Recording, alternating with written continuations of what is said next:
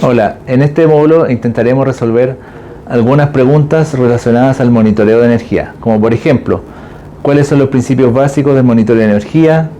¿Qué metodologías existen para esto?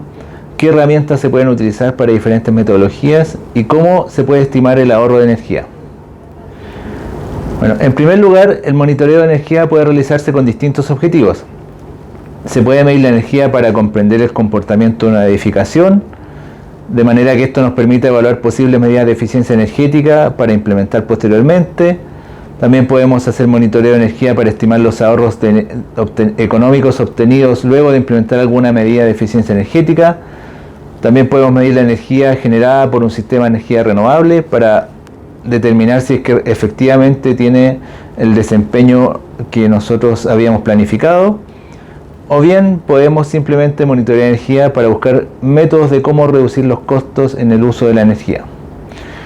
En términos generales, todos estos objetivos pueden englobarse dentro del concepto de gestión de energía, que incluye la planificación de la producción y el consumo de energía, así también como la distribución y el almacenamiento de esta. La principal normativa o estándar existente para la gestión de energía es la norma ISO 50001. Este estándar se basa en el modelo ISO de sistemas de gestión, que permite a una organización definir una estructura para lograr la mejora continua en sus procedimientos y procesos.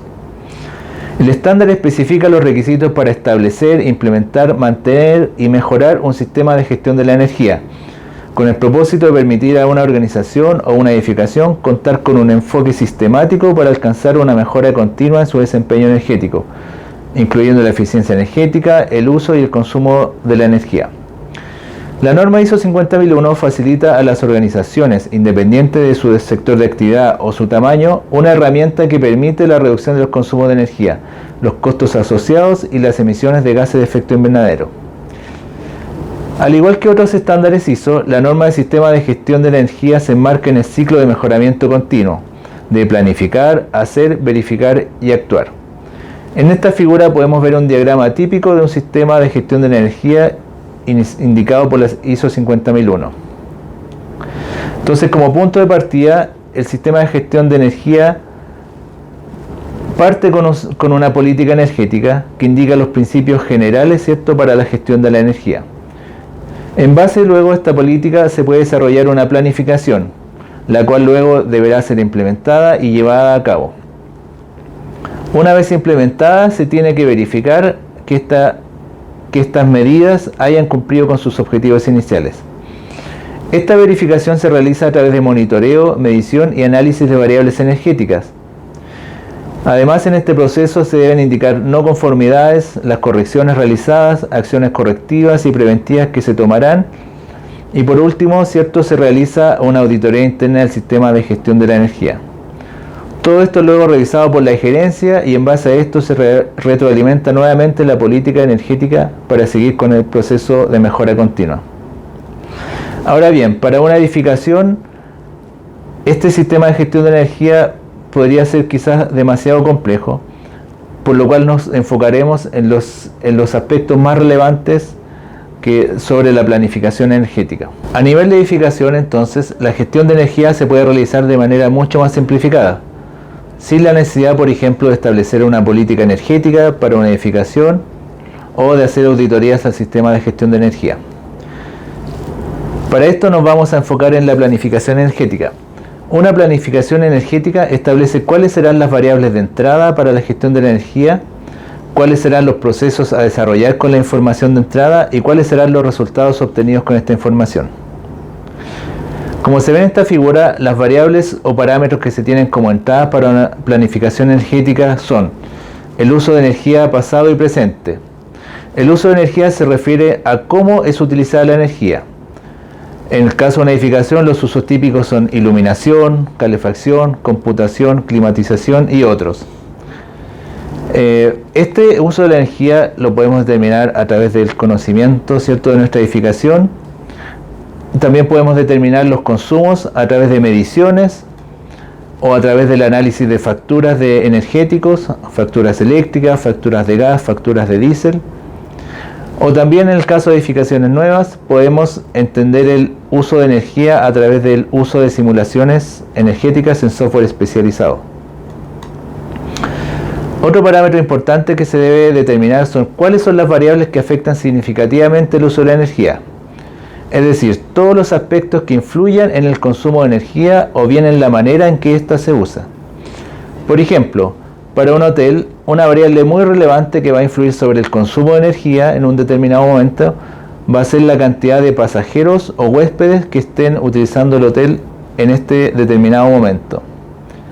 Por otro lado, en el caso de una vivienda, la principal variable para determinar el consumo de energía probablemente esté relacionado con la temperatura exterior o el clima exterior. Una vez identificados estos parámetros de entrada, se procede a hacer una revisión energética, que consiste en determinar cuáles son los energéticos que estamos utilizando, por ejemplo, energías renovables, electricidad, diésel, gas, etc. Y entender para qué se están utilizando, es decir, si la electricidad se está utilizando para cocina, para calefacción, si el gas se está utilizando para agua caliente. Todo esto es parte de la revisión energética. Con esta información procesada ya podemos identificar cuáles son las áreas de consumo significativo. Podríamos decir, por ejemplo, que en una edificación el 50% del consumo energético se va en calefacción o climatización, un 20% de energía se va a ir en iluminación, un 15% en electrodomésticos y así sucesivamente. Ahora entonces, con esta información, con esta revisión energética, tendremos una visión clara de cuáles son las medidas que se pueden presentar para mejorar el desempeño energético de nuestra edificación. Si sabemos que el mayor uso de energía es, por ejemplo, calefacción o climatización, entonces será ahí donde se enfocarán los esfuerzos para obtener los mejores resultados. Como salida del proceso de revisión energética, se contará con una línea base energética.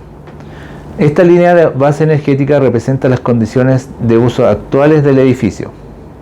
Además, contaremos con indicadores de desempeño energético de la edificación, los cuales nos permitirán compararnos con otras edificaciones similares o bien nos permitirán hacer un seguimiento de cómo han impactado las medidas de eficiencia energética implementadas. Para viviendas, un indicador de desempeño típico utilizado es la cantidad de energía utilizada durante un año en kWh, dividida por la superficie útil disponible en metros cuadrados.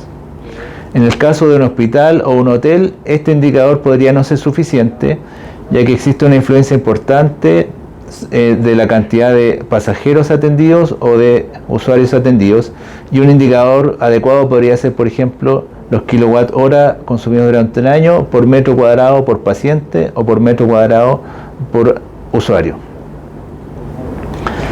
Como último resultado de esta revisión energética se puede tener un programa de implementación de oportunidades de mejora, es decir, una ruta de cómo se deberían implementar las distintas medidas identificadas, ¿cierto? En donde se deberán priorizar aquellas que tengan un menor costo o que tengan un mejor retorno a la inversión o bien que tengan un ahorro más significativo. Ahora bien, una vez que hayamos identificado los indicadores de desempeño energético, debemos resolver el problema de cómo estos se comparan con otra edificación de referencia, o bien cómo lo podemos comparar con el mismo edificio una vez que ya se implementó una medida de eficiencia energética. Esta comparación no es necesariamente directa, porque podría ocurrir, por ejemplo, que una vivienda tiene un desempeño energético de 75 kWh por metro cuadrado año, pero esta medición se realizó durante un año particularmente seco y caluroso. Digamos entonces que en esta misma vivienda implementamos una medida de eficiencia energética como el aislamiento de muros, el recambio de equipos o el cambio de ventanas. Y supongamos que después queremos saber cómo esta medida afectó el desempeño energético de nuestra vivienda. Por desgracia, el año durante el cual medimos el desempeño de la vivienda una vez ya implementada la medida resultó ser un año muy frío y lluvioso. Y obtuvimos como resultado que el nuevo desempeño de la vivienda, una vez implementadas las medidas de eficiencia energética, es de 85 kWh por metro cuadrado al año. ¿Significa esto que la medida de cambiar el equipo de calefacción, aislar los muros y cambiar las ventanas, empeoró mi situación inicial? Lo más seguro es que no. Para resolver este tipo de problemas existen metodologías específicas que permiten estimar los ahorros. O dicho de otra manera, nos permiten comparar el desempeño energético de una edificación entre un periodo y otro. Una metodología ampliamente utilizada es el IPMBP, que corresponde a las siglas del Protocolo Internacional de Medición y Verificación de Desempeño, que es publicado por la Efficiency Evaluation Organization. A continuación describiremos algunos de los puntos más importantes de este protocolo. Para partir con esta metodología, veremos un ejemplo. En esta figura se muestra el historial de uso de energía de una caldera, antes y después de la implementación de una medida de eficiencia energética. En este ejemplo, además, asumiremos que justo después de la implementación de la medida de eficiencia energética, hubo un aumento de la producción de la planta casi al mismo tiempo que la implementación de la medida de eficiencia energética. Para determinar y documentar de manera apropiada el impacto de la medida energética, el efecto de la medida sobre el consumo de energía debe ser separado del efecto de la producción incrementada. Para esto se establecen dos periodos claramente delimitados. El primer periodo corresponde al periodo de línea base, que es el periodo previo a la implementación de alguna medida y en donde se analizará el comportamiento energético de la edificación con respecto a alguna variable independiente. El segundo periodo corresponde al periodo de reporte, que es el periodo que se tomará para determinar los ahorros o la mejora del desempeño energético de la edificación. En este ejemplo, el estudio del consumo de energía previo a la instalación de la medida permite determinar una relación entre el uso de la energía y el nivel de producción de la planta. Con esta correlación se puede estimar cuánta energía habría consumido la planta en el periodo de reporte si es que no se hubiese implementado la medida de eficiencia energética. Esta estimación se llama la energía de línea base ajustada. El ahorro o la energía que se dejó de utilizar corresponde a la diferencia entre la línea base ajustada y la energía que fue realmente medida durante el periodo de reporte. En general, para diferenciar los efectos sobre la energía o sobre el consumo de energía que tengan las medidas de ahorro de energía con respecto a los efectos que tiene sobre el consumo de energía otros cambios que pudiesen afectar los sistemas, se debe utilizar la siguiente ecuación. Esta ecuación establece que los ahorros son iguales al consumo de energía durante el periodo de línea base menos el uso de energía durante el periodo de reporte. Adicionalmente, se debe sumar o restar los distintos ajustes. Estos ajustes tienen el propósito de reflejar o de lograr que las comparaciones entre ambos periodos de línea base y de reporte se hagan sobre condiciones comunes. La línea base en una edificación existente corresponde al desempeño de la instalación antes de la modificación o de la implementación de la medida de eficiencia energética. Esta línea base ya existe físicamente y puede ser medida antes de que los cambios sean implementados. En el caso de una construcción nueva, la línea base es típicamente teórica y se define en base a la regulación normativa, prácticas comunes o el desempeño esperado en base a documentación del proyecto o en base al desempeño de otras edificaciones de características similares. En cualquiera de estos casos, el modelo de la línea base debe ser capaz de acomodarse a los cambios en los parámetros de operación para poder realizar los ajustes. Los ahorros pueden ser determinados para la edificación completa o para una parte de esta, dependiendo de cuál es el objetivo a medir. Si el propósito es administrar solamente el equipo afectado por la medida, entonces uno puede poner límites para que las estimaciones de ahorro solo se hagan sobre este equipo. Si el propósito es ayudar a administrar el desempeño del edificio completo, entonces se deberá utilizar la medición del consumo de energía del edificio completo, para poder determinar así su desempeño y los ahorros obtenidos. Si no existe una línea base o esta no es confiable, se puede obtener información del uso de energía de una simulación calibrada, ya sea para el edificio completo o para una parte de esta. Con respecto al periodo seleccionado para establecer la línea base, este periodo idealmente debería representar todos los modos de operación del edificio.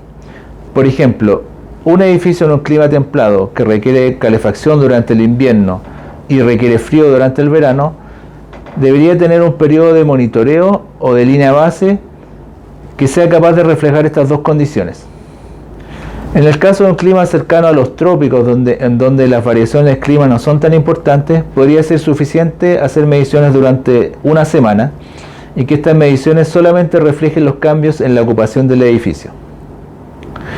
Es importante que para este periodo de medición o determinación de la línea base se pueda contar con acceso a la información de todas las variables dependientes que afecten el desempeño energético y la edificación. Por ejemplo, en el caso de un hotel, durante la determinación de la línea base, se debería contar con información sobre la cantidad de ocupantes que están alojándose durante este periodo. En cuanto a los ajustes mostrados en la ecuación para los ahorros, se distinguen dos tipos de ajustes: los ajustes rutinarios o de rutina, que son aquellos que se espera que cambien de manera rutinaria,